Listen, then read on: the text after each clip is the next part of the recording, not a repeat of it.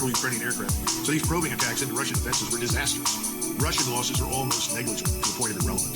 So bottom line is, at this stage, I wouldn't attach too much significance to it, except to look at it as probably reducing options for the Ukrainians, not improving them. Understood. Here in the United States, but obviously within the entire Western geopolitical construct, we don't seem to actually pursue any kind of a peace plan. There certainly is a war plan, and we know war is a racket. We understand that billions of dollars have been going to Ukraine, most of it ending up back here in some of our politicians' pockets. We have seen weapons all of a sudden in the hands of Mexican cartels. What is our bottom line? Well, you just asked a multi-billion-dollar question. I would say the bottom line is that there is no real strategy. What we have are large numbers of people at the top of the United States government who are ideologically committed for reasons of globalism and neoconservatism. You can call it diversity, equity, inclusiveness. I don't care, but I don't think the Russians are in any danger. I don't think the Russians are in any danger. If you go back and look at what happened over the last 3 days, we've had these so-called probing attacks on the Ukrainian side.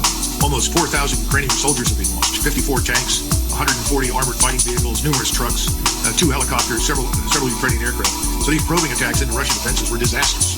Russian losses are almost negligible to the point of irrelevant.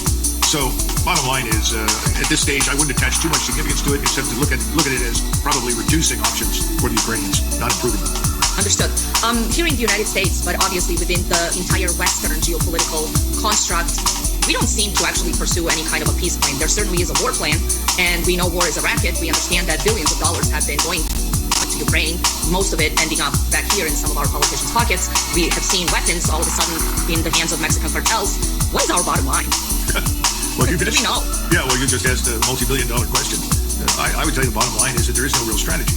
What we have are large numbers of people at the top of the United States government who are ideologically committed for reasons of globalism and neoconservatism. You can call it diversity, equity, inclusiveness. I don't care, but these people are ideologues. They don't see the world through the same lens as we do. So it would be a mistake to impute rationality to them. If anything, they are emoting. Oh, got to punish those Serbs. They're out of control. Got to go after these Russians. They're evil. They're bad. Well, why are they evil and bad? Well, because they're not like us. And what are we? Well, we're the diversity, inclusivity, stupidity. Yeah. We're the ones with open borders that are destroying our own country. And that's what everybody has to do. Now, we've imposed a lot of that on Western Europe, as you know, and they marched down this very destructive path. This is what Orban talks about all the time, and increasingly more and more Europeans in all the governments behind the scenes are making some of the same statements. Mm-hmm. But there's no strategy per se. No one sat down and said, all right, we're going to use our military power for this particular objective. We want this outcome. So what's the outcome look like? Well, if your outcome is the destruction of Russia and your unrestricted access to strip them of all their resources and essentially divide their country into multiple parts and destroy their leadership, well, I'd say that's an unrealistic objective. And that's about the only thing I've ever heard. No one has ever said to me, well, we've got to come to a solution with which both Ukrainians and Russians can live with. There's no one sitting there like Metternich, like Gorshakov from Russia at the time, Bismarck and others saying, well, wait a minute, what do we want? What's in our interest? And some people saying wisely, well, we have no interest. The only interest we have is peace. That's been my argument from the beginning in Ukraine. I would make the same argument in the Balkans. What long-term strategic national interest does the United States have in these places? None. So what do we want? Well, we'd like to have peace. Why? Because peace promotes stability. Stability is good for trade and commerce. That used to be the American way. That's what we talked about. All of this changed with FDR. It started under Wilson. It's run out of control. So there's no identified strategic outcome. And that's why you're beginning to hear in journals in the United States, well, perhaps we can live with a frozen conflict. And so the best outcome for Ukraine would be an outcome on the Korean model or on the East-West German model. Or even Kosovo model. Yeah. How does that promote stability and peace? Well, we know it doesn't. It absolutely doesn't. So at this stage of the game, I don't think anybody who's in charge has any idea of how to go forward. I think they're looking for Band-Aids. and they're worried about reputational damage. I mean, remember, the Russians have been running out of missiles since summer of last year. My gosh, where did all The missiles come from over the weekend.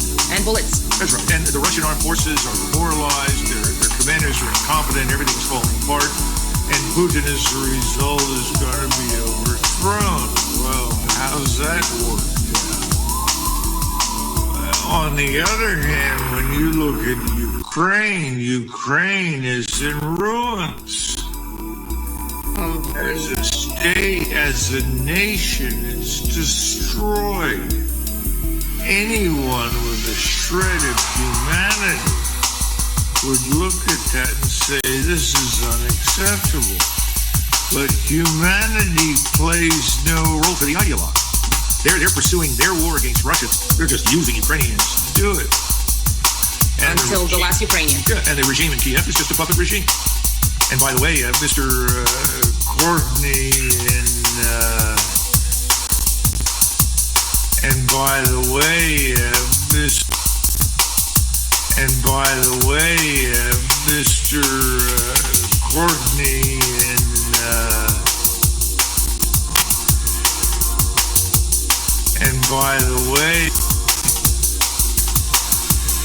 and by the way, Mr.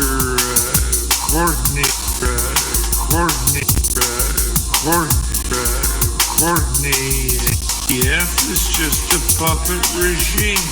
Kiev is just a puppet regime. Kiev is just a puppet regime. And by the way, as Ukrainian,